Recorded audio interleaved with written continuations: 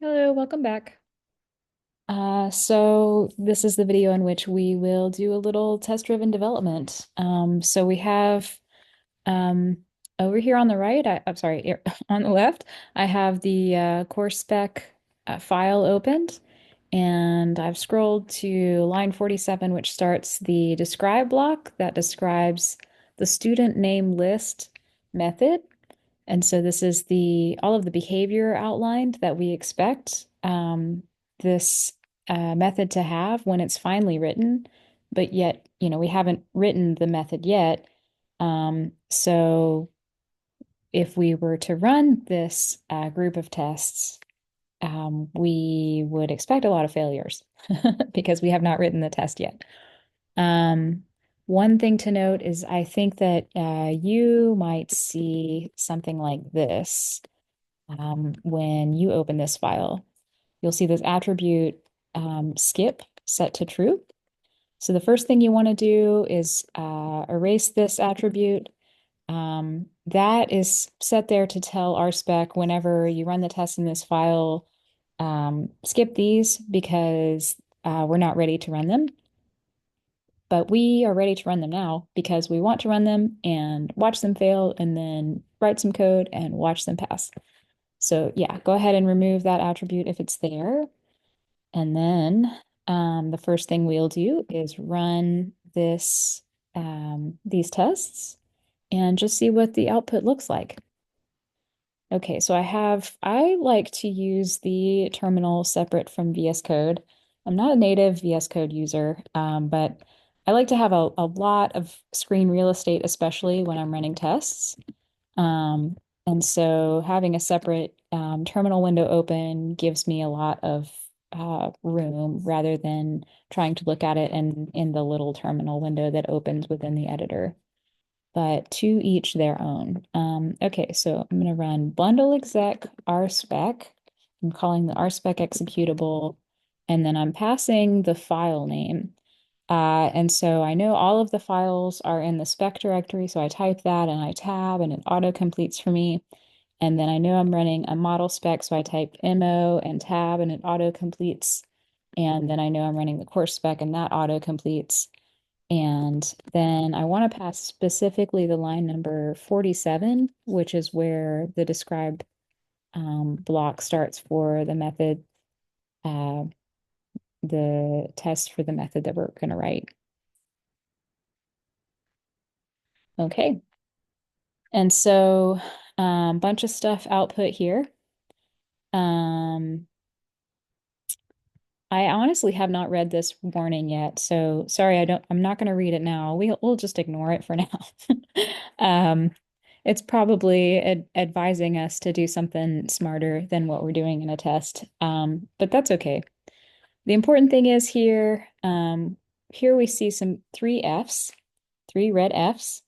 If these were passing, we would see some green dots instead of red Fs. And then we also see more detail on each of our failures outlined here. So the very first failure we have, it says course.student name lists exists for a course. So that the test title is called This Method Exists for a Course. The failure that we see is the test says we expect student name list when we call it on a course not to raise an error that is called a no method error. A no method error is what we get when we try to call a method that doesn't exist on an object.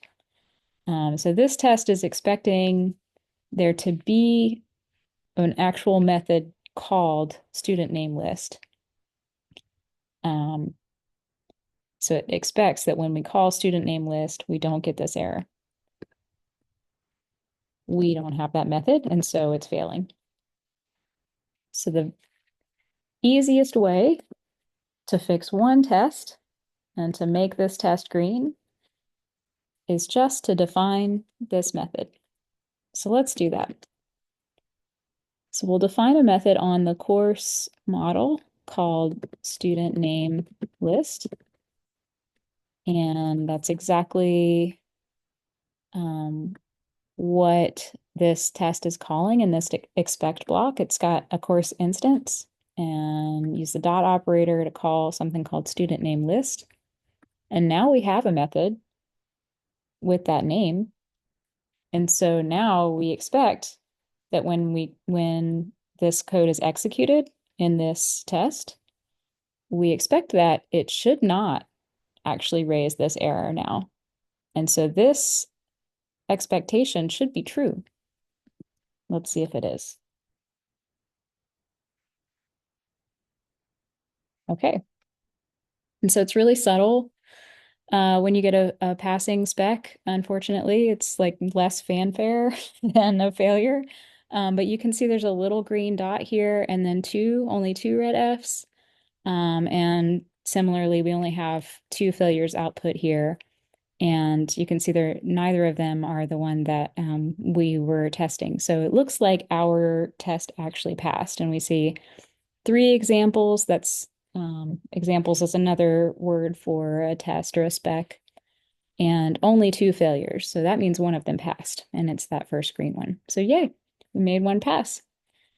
Okay, let's move on to the next one. So the next one says when there are no students enrolled in the course, um, when we call student name list on a course, we expect it to equal an empty array. Right now, what we're getting when we call student name list and there's no students enrolled is nil. But we want to get, or what we're expecting is empty array. The easiest way just to make this test pass, um, a really silly way, is just to return empty array in student name list. So let's do that. Let's just go down the list of, how just be led by the tests and say, okay, well, this test wants us to return an empty array. It's in this very specific data setup, but it'll pass in this case, it'll pass this one test. So, okay, so we've defined student name list. It just returns empty array. By the way, in Ruby, the very last code that's executed in a method is returned from the method. So you don't need an explicit return statement, although that is valid Ruby. Okay, so now let's run the tests again. And yeah, we got two green dots. So it does look like that second test um, actually passed. So now, when we have no students enrolled, we get the expected result. Okay, so what is the third test? The third test says when there are students enrolled in the course and we call student name list on the course, it returns an array of student names. Specifically, in this data setup that we have set up in the test, it should return an array that looks like this in this expected uh, row. It says it's an array with two strings. Um, the first string is student space one, second string is student space two.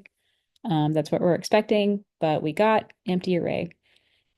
The fact that we got empty array, that's not really a surprise to us, right? Because we're defining or we're returning an empty array in every scenario, regardless of how the course is set up or anything. But let's look at the data setup. So it says, we want to return data in this format, student space one, student space two, and we see that is first name space last name for each of these students. And so it looks like that is guiding us um, on how we should define the behavior of this test for when we have enrolled students. So let's go over here to the method and let's think about, okay, we have um, some enrolled students in this course. What does that mean? Well, we have this association has many enrollments, and we've mentioned before that that means that we can access the enrollments from uh, an instance of a course. Oops, we're in an instance method here, which means we have access to the instance itself. We can call self dot and then call attributes on the course instance. Um, and so we could call the enrollments, just call up the group of enrollments that we have on this course. And we could loop through them.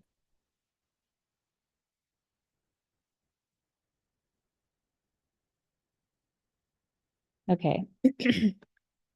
So this is a common way to do a loop in Ruby. If we have a group of things and we want to just kind of iterate over each of them, we can call just dot each, um, and this keyword do, and then this defines what we're calling each of the items in the collection um, as they pass through the iteration. Um, Okay, so we can loop through enrollments. We want student names. How are enrollments and students associated? Let's open up the, oh gosh, I wonder if this will work. Okay. Let's open up the schema file. And the schema file is a common thing to look at when we want to remember how the data is associated, because this is um, a description of how all of our tables are associated. And remember that our models and our tables, the relationships are very analogous. And so if we do a search in the schema for enrollments, oh, look, we're already here on line 31. The enrollments table, we see that an enrollment has a student ID and it has a course ID. We also see that this null false means that uh, the enrollment record must have a student ID. And we could also see, I think if we look down here, yeah, we have a foreign key on enrollments and students. And so um, just for some technical FYI, if it's a foreign key, then that actually means that on the database level, um, the database is going to require that there actually be a student row with this ID in order for us to insert the enrollment with that student ID. So we can be pretty sure that for each enrollment, we have a student. And as long as we have the association set up properly, we should be able to say enrollment.student. So we can, I'm a new VS Code user, y'all, so bear with me. I usually use something else.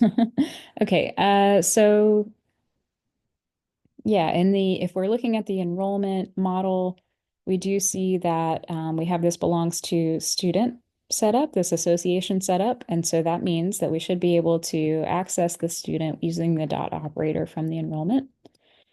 Um, okay, and so what about the student do we need? We need like the student's name, right? And so let's go back to the schema and make sure that we get the attribute names correct. Let's see, students table. Here we have the students table, and we see that we have first underscore name and last underscore name as attributes on the students table. And so that means that we should be able to do student dot first name like this. And similarly, student dot last name. And what we want to do is we want to create a string that is the concatenation, right, or the smush together of the two strings, first name and last name, separated by a space. Let's do that with string interpolation. This should look familiar to you from JavaScript. I think in JavaScript we use the curly braces, and in front of the curly braces there's a dollar sign instead of a hash in Ruby, but very similar concept. Um, and so we're forming this string. We're just kind of uh, interpolating the Ruby code in here, that to evaluate, and it all evaluates to a string. And so we have this string, this space, and then this string. Oops, sorry, this should be last name, last name. Okay, so this looks like the string that we want for each student. Now what do? We need to return it. Okay, so let's set up an array here called names list. I'll set up that array, and then each loop through of the enrollments, we'll add this string to the names list array. This is the shovel operator in Ruby, and it's just a handy way of adding things to an array. Okay, and so this looks like, we're setting up names list with um, an entry, a string entry for each enrollment that contains the string that we want, first and last name, separated by a space. So yeah, I think this looks like what we want here for our behavior. The only difference would be instead of returning this empty array, I think what we want to return is this names list.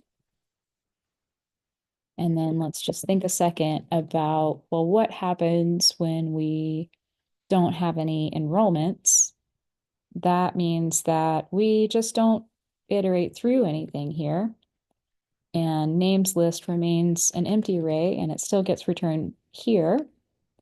So I think we should be, we should, the no enrollments case should pass in this scenario as well. I mean, that scenario should pass as well for this code. But let's find out. Okay. And so, yeah, we have the three green dots, three examples, zero failures, all green. And yeah, so I think that means that we have implemented our method. I hope that helped. Thanks.